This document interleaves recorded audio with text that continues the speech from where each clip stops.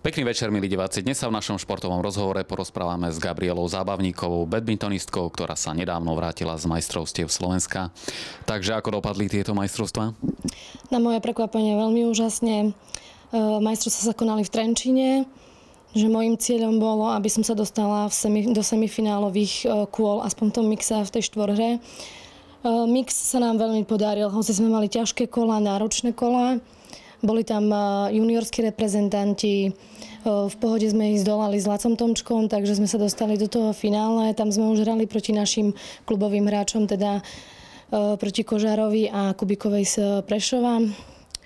Vieme už čo na nich, hej. Prakticky chodia k nám na tréningy, takže už vieme, čo sme mali očakávať a čo nie, ale nechceli sme to samozrejme podceniť, lebo každý zápas je iný. Štvorhra bola trošičku zvláštna, keďže moja klubová hráčka sa zranila po lige, ktorá sa odohrala minulý týždeň, takže museli sme narýchlo zháňať niekoho iného. Posledný týždeň pred majstrovstvami prakticky sa dávali hráči, že ktorí budú hrať a ktorí nie. Cez ten týždeň sa už to nedalo nejak zmeniť ani nahlásiť nič. Takže som hrala s Jankou Čižnárovou, juniorskou reprezentantkou z Trenčína. Nevedela som vôbec, čo očakávať, ako bude hrať. Ona je prakticky, by som povedala, že singlová hráčka. Takže skúsili sme to. Prvý zápas bol taká oťukávaná, že čo vlastne a jak. Mali sme náročné štvory, predsa bola tam Monika Fašungová, proti ktorej sme hrali prvý zápas. Bolo to náročnejšie, ale skúsili sme to tak, že proste nehrať na ňu a hrať na tú druhú hráčku, čo sa nám to aj podarilo. Janka prakticky počúvala mňa, hej, že čo vlastne a jak, lebo neboli sme zohratí, čiže museli sme si povedať čo a jak by sa malo hrať. Prekvapenie bolo to, že sme sa dostali vôbec do toho finále. Tam sme prvý set vyhrali proti Zuzke Orlovskej a Ivane Kubikovej prakticky na 15. V druhom sete sme mali 2 matchbally, bohužiaľ. Nejak sa to otočilo a už tretí set, už dievčatá hrali na Janku, už vedeli, že mňa musia odstaviť a tým pádom ten tretí set dievčatá vyhrali. Ak by sme to zhrnuli, ako ste vlastne dopadli? No, v mixe som bola majsterka Slovenska, v štvorhre som bola druhá a cieľom bola aj dvojhra, keďže ja už dvojhry nehrám.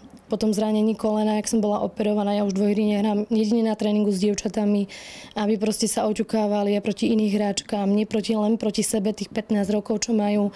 Takže aby vedeli, naberali skúsenosti. Do prvej osmičky a do štvrťfinále to som dosiahla, takže ja som úplne spokojná. Je tá dvojhra o mnoho náročnejšia ako štvorhra? O mnoho náročnejšia, lebo tam musíte viacej behať, hej, pritom keď idete po ten košík na tú krátku, hej, tak vzadu už viete, že máte nejakú tú hráčku a už viete, že už vás zastúpi tá druhá hráčka. Nebol to risk ísť naslepo so svojím sparring partnerom, s ktorým máte vlastne skúsenosti?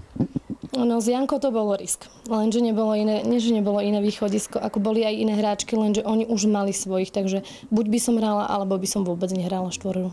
Aké sú vaše najbližšie plány? Tak to uvidíme, momentálne si chcem oddychnúť. Taký mesiac, 2 určite a potom sa uvidí. Teraz predsa pracujem, takže to nie je až také jednoduché, že by som chodila po nejakých ďalších turnajoch. Ja už nechodím po medzinárodných turnajoch, takže berem to ako hobby.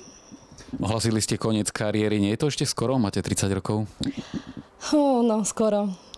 Ja som už chcela dávnejšie skončiť, hej, že by som trénovala možno po prípade detí, alebo ja neviem, hoci čo sa môže stať. Nevylučujem, že nenastúpim. Môžem nastúpiť, aj nemusím nastúpiť. Uvidíme, ako to dopadne do septembra. Máme na to 3 mesiace, takže uvidíme. Čiže plánujete aj trenérskú kariéru?